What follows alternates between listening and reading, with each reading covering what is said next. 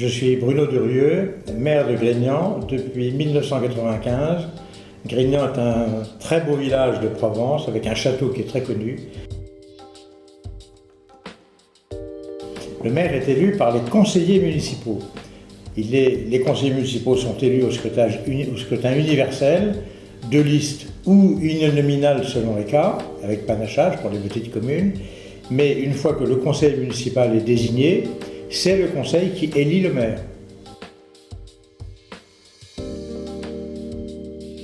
Alors on peut devenir maire à partir de 18 ans, et moi je suis devenu maire à partir de 51 ans.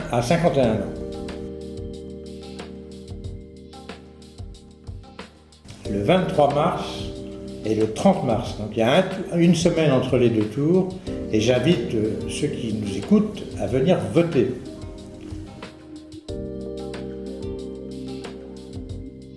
Le maire a une compétence très générale.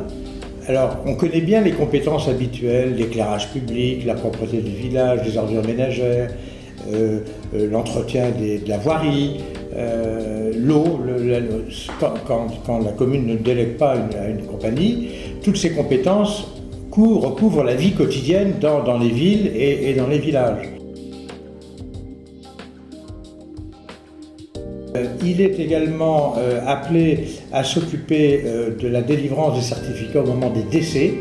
Alors il le délègue évidemment souvent à des adjoints ou à des conseillers délégués, mais ces pouvoirs des maires sont extrêmement étendus, de sorte qu'au fond, dans l'ensemble du personnel politique d'un pays, il y a deux catégories d'élus qui ont des pouvoirs très étendus, le président de la République et le maire.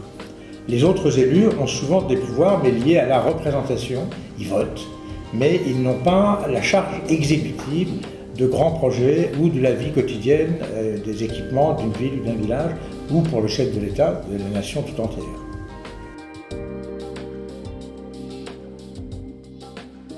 Il n'y a pas d'occasion arrêtée. Un maire pourrait vivre toute la vie, tout son mandat dans une tour d'ivoire, mais ce serait évidemment bizarre. Un maire sort, va voir dans les rues, va dans les cafés, discuter avec les habitants, les rencontre dans ses permanences. Quand un habitant va avoir un entretien discret, confidentiel avec le maire le reçoit dans son bureau, mais le maire il fait aussi des réunions de concertation.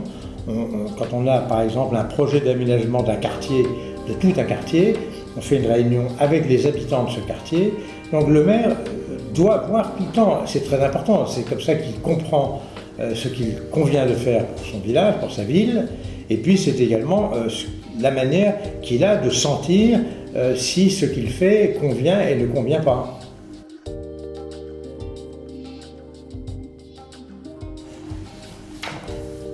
Elle est très bien cette collection, je tourne les pages avec plaisir, elle est d'ailleurs très bien illustrée, elle est simple, elle est juste, ce qui y est dit est très précis et en même temps très accessible.